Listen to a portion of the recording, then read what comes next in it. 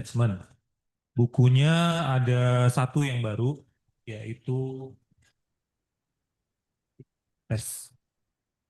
Ya, itu buku eh Kacon, Kacon, Kacon, Switch. Tapi dipakainya cuma chapter 17 untuk pertemuan ketujuh ini.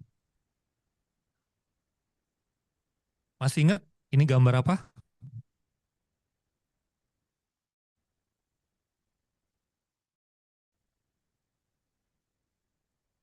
Ada yang masih ingat? Yang mana dibesarin? Pokoknya begini deh, udah. Emang tampilannya, oh ini ya. Oke, oke, oke. Gini, ya udah.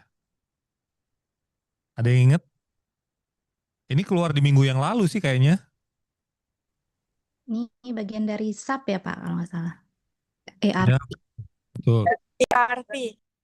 Ya, jadi ini adalah salah satu proses bisnis di ERP. Nah, lebih spesifik karena modulnya itu penamaannya menggunakan terminologi SAP, SAP. eh, makanya di sini untuk mudah mengingatnya ya ini ERP SAP modul MM. Jadi kalau kita ngomongin supply chain itu ada kaitannya dengan material management. Material management judulnya aja udah material management. Jadi memanage material. Nah, kalau terkait dengan logika material, kira-kira apa lagi yang akan dibicarakan? Gak usah, ya boleh ngeliat ini boleh juga sih. Apa aja kira-kira yang kelihatan? Tadi mic-nya ada di mana? Ya, silakan Mbak Intan ya. Ya, dijawab aja, salah juga nggak apa-apa, santai. Kalau selesai lebih cepat, nanti kita bahas UAS-nya. Ya. Hah? Inventory, ya betul.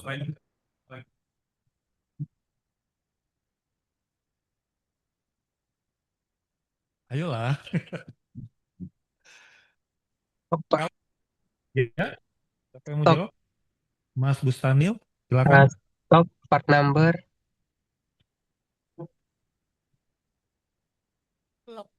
Stok tadi inventory ya. Ada lagi yang oh lain? ya,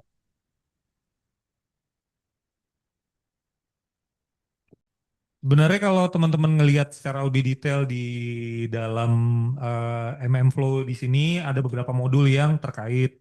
Satu itu ada sales and distribution. Nah, berarti kan di situ ada penjualan. Kalau distribusi kaitannya dengan logistik, betul Pak. Kemudian di situ ada production planning, kaitannya dengan ini modul PP itu ada di situ tuh di. Berarti ada hubungannya dengan, ayolah, masa S2 dosennya ngobrol sendiri. Ini kan pakar-pakar semua ini yang kuliah. Apa kalau production planning?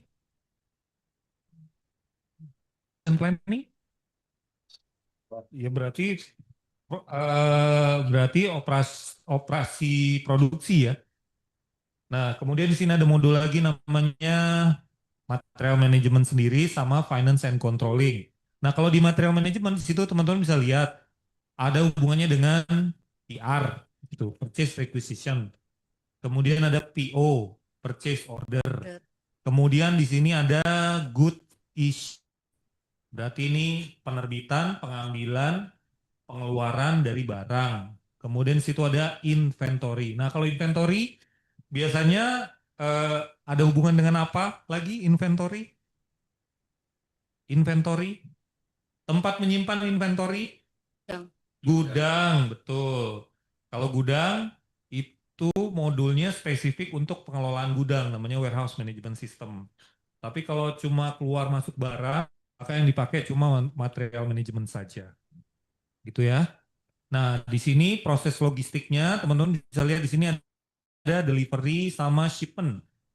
Jadi di sana barang itu dicatat begitu keluar dari tempat penyimpanan inventory, tidak harus warehouse ya, tapi biasanya sih kalau udah pakai beginian tuh pasti ada warehouse-nya. Itu ya teman-teman. Nah, masih ingat gambar ini? Ini gambarnya udah keluar juga nih minggu yang lalu. Tentang apa? Iya, tentang distribusi dari barang ya, distribusi dari barang. Di situ teman-teman bisa lihat hubungan antara customer, retailer, distributor, wholesaler, sama factory. Jadi di sini teman-teman harusnya sudah bisa tangkap bahwa nggak ada ceritanya tuh customer berhubungan langsung dengan factory.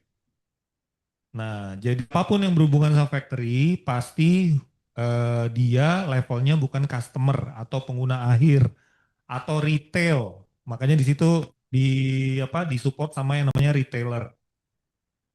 Nah, kira-kira kenapa kok tidak bisa berhubungan langsung dengan pabrik? Ada yang bisa cerita?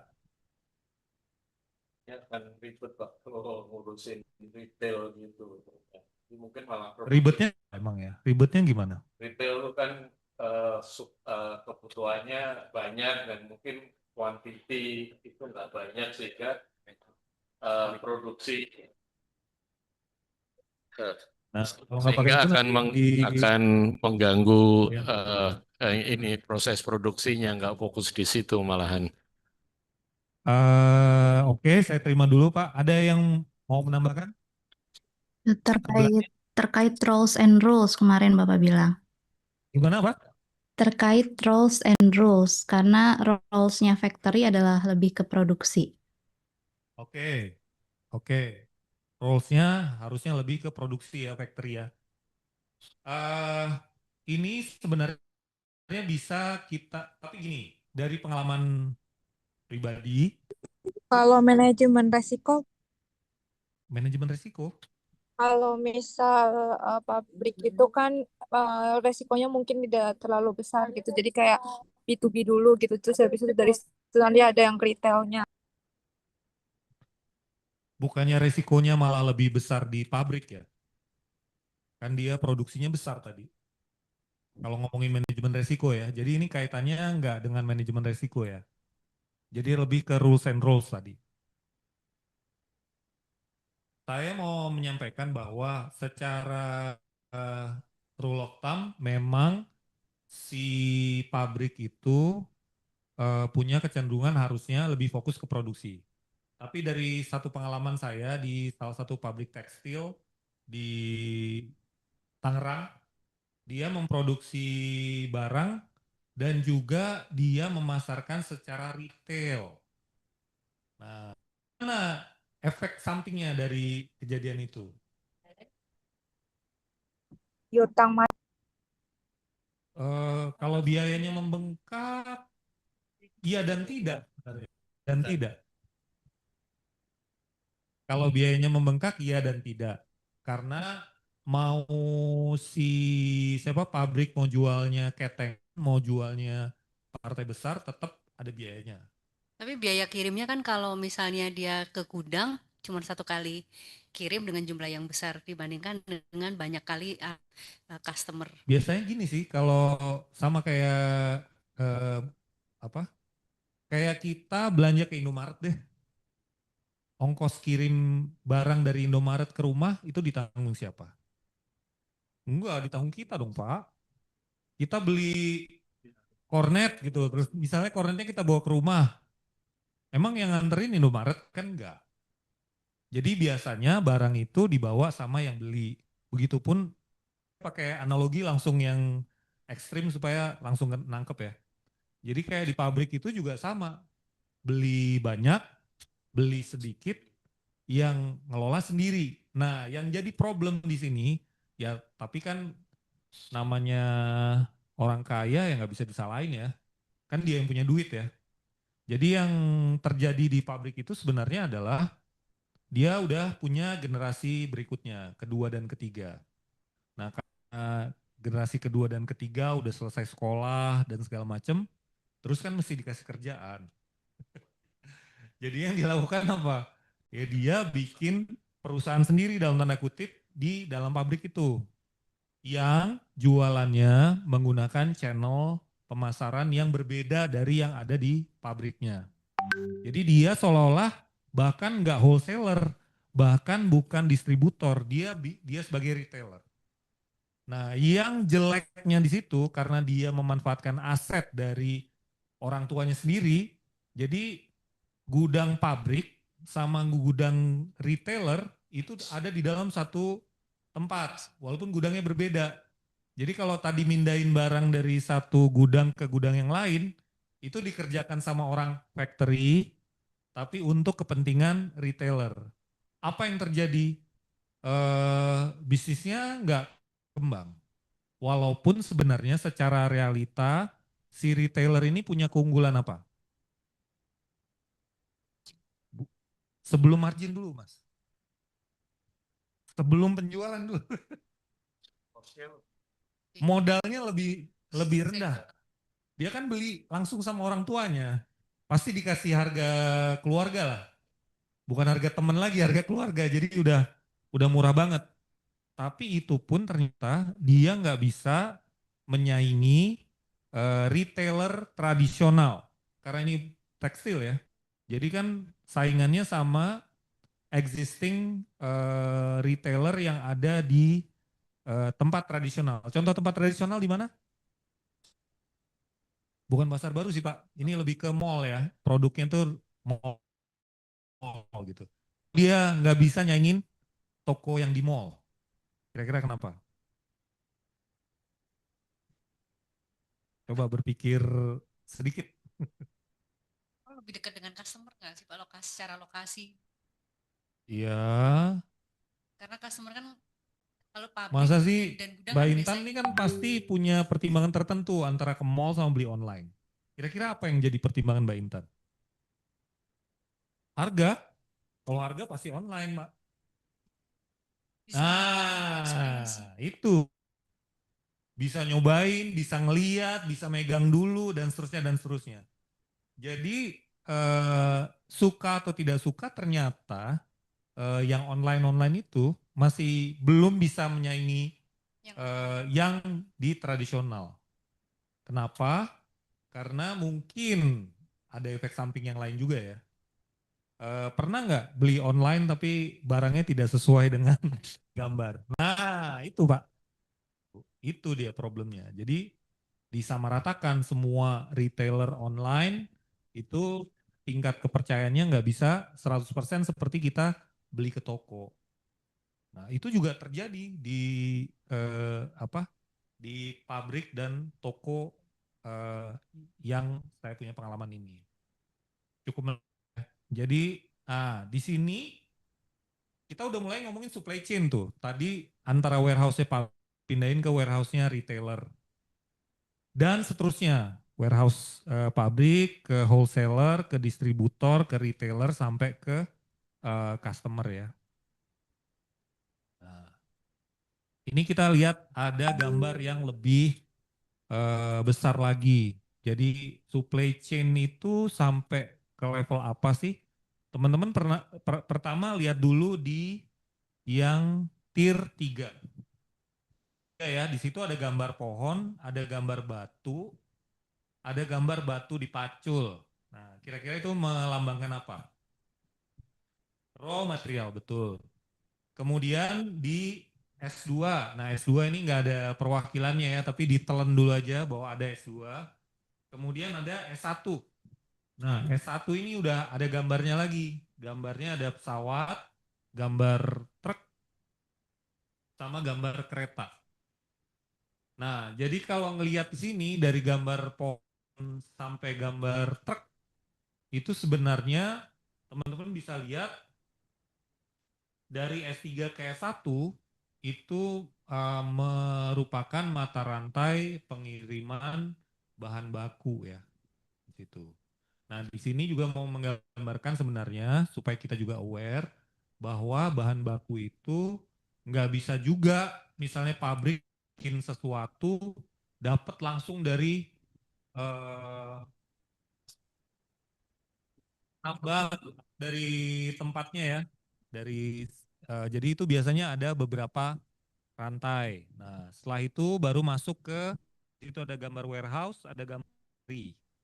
Ada warehouse sama factory. Ini menggambarkan bahwa biasanya akan ditampung dulu di warehouse, ya, akan tampung dulu di warehouse. Ada kayak apa yang kita pelajari kemarin? Ingat ada economic order quantity.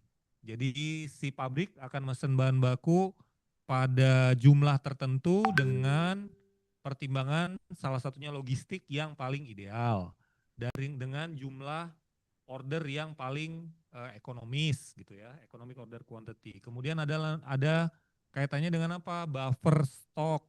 Di situ warehouse-nya cadangan tertentu sehingga si pabrik tidak tidak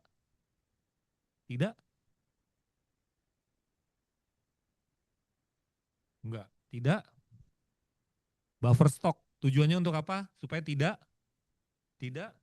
berhenti produksi. Jadi dia memperhitungkan supaya bisa produksi terus. Ingat rules and roles ya. Itu tugasnya produksi. Nah, kemudian ada lagi kalau itu strategi di depannya mau demand dulu atau supply dulu itu nanti ya. Kalau di sini di sisi warehouse sampai factory itu hubungannya dengan produksi. Kemudian lihat di situ ada panah dari factory, kemudian ada lagi yang di bawah factory ke warehouse masuk ke distribution center. Jadi di sini dikirim ke distributor. Distributor dari sana baru diketeng ke store, ke retailer yang akan diterima oleh customer. Ini menggambarkan supply chain ya. Karakteristiknya goods and service yang mengalir dari S1 sampai ke customer ya. Nah, di sini ada satu gambar nih. Gambar apa nih? Gambar listrik. Ini kan keluar listrik tuh. Berarti hati-hati kita jangan sampai kesetrum ya. Ya udahlah, nggak usah diterangin lah ya. Nah, ini menggambarkan lebih detail terkait dengan produk denim atau jeans ya. Nah, di sini teman-teman lihat nih. Tier 3, tier 2, tier 1 sampai retailer. Nah, di sini menggambarkan yang lebih detail.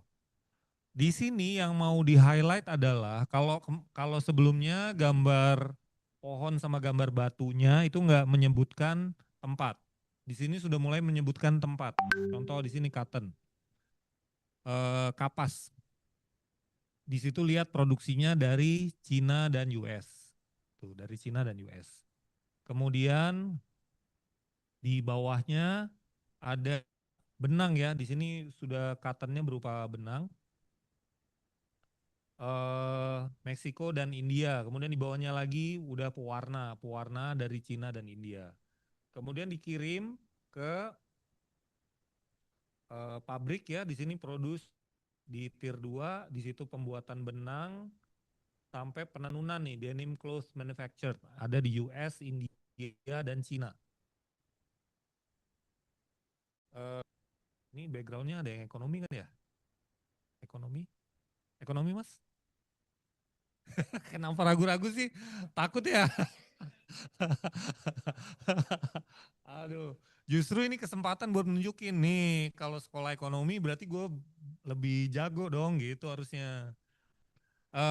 Kenapa kok di sini Mas cotton supplier tuh Cina US? Kenapa nggak Indonesia? Kenapa nggak ICE? Kenapa nggak Finland?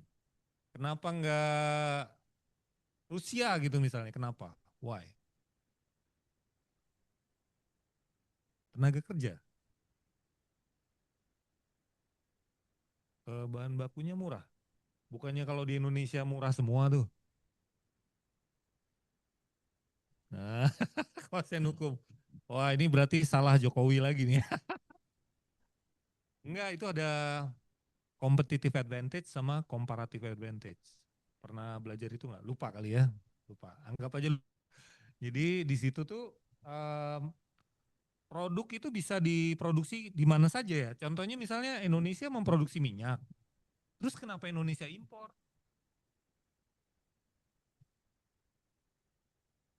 Ya, kompetitifnya nanti detailkan lebih lebih detail lagi ya. Sama kayak jelas tuh tempe lah. Siapa di sini yang nggak suka tempe? Saya nggak tahu. Mungkin ada yang nggak suka tempe, tapi saya suka tempe. Tapi kalau misalnya disuruh bandingin antara tempe lokal sama tempe impor, maksudnya kedelainya, saya lebih suka yang lokal. Rasanya tuh beda. Apalagi proses pembuatannya yang dibungkus plastik sama yang dibungkus daun, itu rasanya juga beda tuh. Nah, buat penggemar tempe ya. Kedelai itu diimpornya dari Amerika. Why? Kenapa? Ada yang bisa jawab? Mas?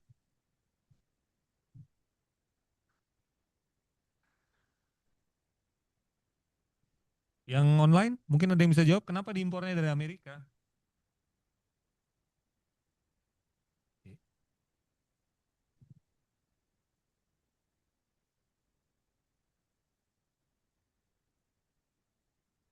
Oh, terus pakai itu dong, nanti yang di online nggak kedengeran loh. Ntar kita doang cuma ngobrol berdua. Jadi kalau sepengetahuan yang saya pelajari, Pak, Ya. kalau kedelai dari Amerika itu memang jumlahnya stoknya banyak sekali, sehingga memang dia menggalakkan ekspor dari negaranya untuk kedelai tersebut. Tapi memang GMO, jadi dia Genetified Modification Organism gitu. Jadi Kalau padi yang diproduksi di Indonesia bukan modifikasi genetik. eh, ya sama sih, Pak. Ya. Cuman cuman di sini kan bukan komoditas utama ya Pak, kedelai itu Hah? jadinya. Padi, saya ngomongin Oh, beras. padi. Oh, saya pikir kedelai. Beras loh ini. Yang IR itu dan segala macam tuh itu modifikasi semua. Nah, jadi pendekatannya bukan dari sisi teknologi pangannya. Dari sisi apa? Harga. Pasti harga. Pasti harga kalau perdagangan. Itu nggak bisa dikalahin karena harga. Nah, pertanyaan berikutnya. Kan dolar kan segitu tingginya, kok bisa Amerika punya comparative advantage terhadap kedelai? Why? Everything happen for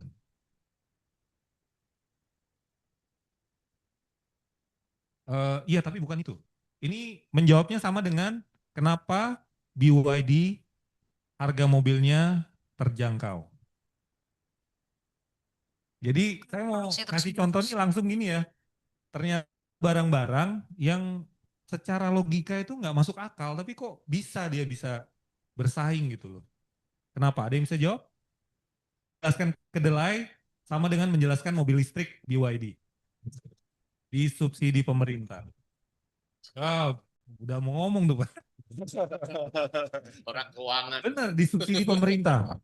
Jadi kalau di Amerika itu disubsidinya bukan apa ya? Bukan dari harga jual, tapi dari ongkosnya di support. Jadi harga jualnya tuh murah. Nah, begitupun dengan beras dari Jepang. Begitupun EV dari Cina. Tuh ya. Nah, jadi itu bisa membuat competitive advantage. Nah, sekarang di sini, jadi itu ya, intinya masing-masing barang tuh punya kelebihan. Nah, begitupun kalau kita mulai bandingkan misalnya batu bara, sawit, kenapa kok di satu negara bisa lebih murah daripada yang lain. Oke, kemudian di sini teman-teman lihat, di sini ada perempuan, ada tulisan schedule, terus nyetrum lagi. Nyetrum, kemudian di situ ada procurement, production, distribution, source, make, deliver, information. Jadi ini adalah data yang ditebar keluar ya. Di situ ada production, distribution yang ada kaitannya dengan supply chain. Jadi barang-barang diproduksi kemudian sampai didistribusikan. Nah, nanti ditangkap dengan setrum-setrum yang lain. Di sini kaitan dengan shipping dan inventory. Masing-masing pengiriman bahan baku dan proses itu dia akan menjalankan sesuai dengan fungsi yang ada di sini ya. Nah, yang terakhir demand. Nah, pada saat demand ini kaitannya dengan pembelian. Ingat bullwhip effect ya. Bullwhip effect. Ya, sampai terakhir di bawah ada distribution center dan warehouse. Itu udah mulai Kanada, France, sama Hong Kong. Kenapa di situ distributionnya ada Kanada, France, sama Hong Kong? Why? Coba. Siapa yang bisa? Kenapa Kanada, kenapa Hong Kong? Sebagai hub transportasinya gitu. Ya, hub transportasi tapi lebih ke arah hub bukan transportasi ya Pak ya. Itu untuk Amerika, benua Amerika, France untuk Eropa. Kenapa dipilih tempat itu juga ada reasonnya. Coba ada yang bisa berpikir Kanada? Kenapa Kanada? Kenapa nggak Meksiko? Nah, kenapa nggak Meksiko? Iya, mungkin Lebih murah mungkin Pak daripada Meksiko. Kalau lebih murah? Enggak, Enggak ya? enggak. Murah Meksiko. terus Kenapa Hong Kong? Kenapa nggak Shanghai? Kenapa nggak misalnya Shenzhen gitu? Kenapa nggak Jepang? Ya macam-macam. Di sini saya mau men-trigger. Jadi kita tuh kalau belajar bukan cuma apa nelen-nelen aja nih yang ada di buku gitu loh. Kita harus sambil berpikir juga. Pasti ada hubungannya dengan kompetitif dan comparative advantage gitu ya. Selain dari posisi. Coba aja teman-teman lihat tuh di 3 ini kan pasti kaitannya sama proximity ke pasar terbesar ya. Nah, yang agak menarik tuh Kanada sama Meksiko kalau saya bilang sih. Karena dua-duanya itu nempel. Nah, mungkin Kanada pasar terbesarnya karena di Amerika Utara, bukan di daerah Amerika Selatan. Mungkin, ya mungkin. Itu sesuatu yang bisa kita pikirkan. Nah, ini mulai. Mungkin teman-teman ada yang pakai jam yang sama. Di sini menceritakan proses pengiriman jam buah-buah ini dengan menggunakan Amazon sebagai supply chain digital ya. Jadi teman-teman kalau baca di sini distribusi Apple Watch menggunakan Amazon itu sesuatu yang cukup menarik untuk dilihat, cukup menarik untuk.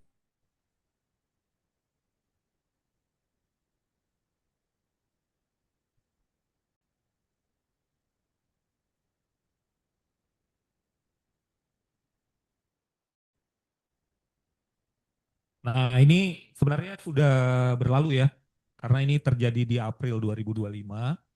Jadi pada saat itu Trump lagi asik-asiknya nerapin tarif kemana-mana yang bisa tahu ya. Dan harusnya yang beli juga kebanggaannya tidak terlalu bangga harusnya. Kenapa? Karena baik itu iPhone atau produk-produk Apple yang lain itu diproduksinya bukan di Amerika ternyata. Produksi terbesarnya adalah di Cina. Nomor 2-nya di India. Kenapa? Balik lagi komparatif teman-teman harusnya udah pada tahu. Nah, yang menarik adalah satu hari menjelang penerapan tarif yang puluhan ratusan persen itu, ada pesawat kargo yang ngirimin barang dari Cina terutama ke Amerika. Sampai segitunya. Nah, kalau kamu jadi pengusaha sampai bela-belain ngirim logistik dari Cina ke Amerika, itu pasti hitung-hitungannya masuk, hitung-hitungan ya. Jadi lebih untung dia ngebawa barang dari Cina daripada dia ngerakit lagi di Amerika. Nah, dari situ sebenarnya teman-teman bisa membayangkan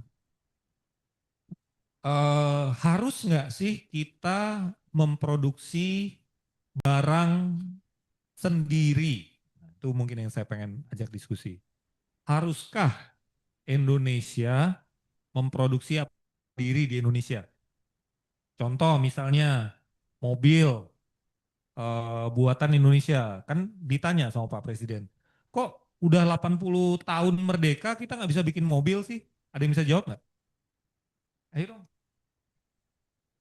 Ini pertemuan. Nanti kita nggak ketemu lagi loh. Iya. Ada yang bisa jawab nggak? Ayo pakai mic. Mic. Ayo, Pak. Sendiri mahal. Buat Tapi sendiri mahal. iya, tapi sebenarnya gini Pak, saya agak ada sharing sebentar. Saya kan kebetulan sering ke Algeria, Aljazair. Nah, di sana